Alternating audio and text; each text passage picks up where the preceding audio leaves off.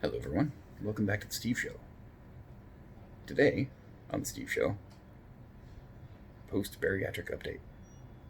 Well, I did it. Wasn't ready. Did it anyway. Feels good to have done it. Doesn't feel good right now. I'm actually in a bit of pain, but I'm glad I did it so far. I hope. I'm glad I went through with it. You know what I mean? Anyway. But yeah, here I am in the hospital bed. With a beautiful, beautiful view of Lake Huron and all its seabirds and whatever. I am in a room by myself.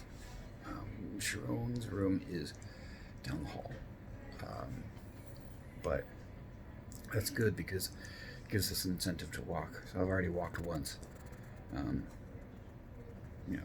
Creakily like an old man, but that'll get better.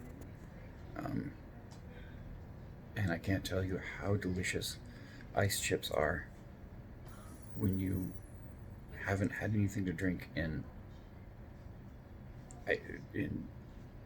36 hours? Yeah, 36 hours.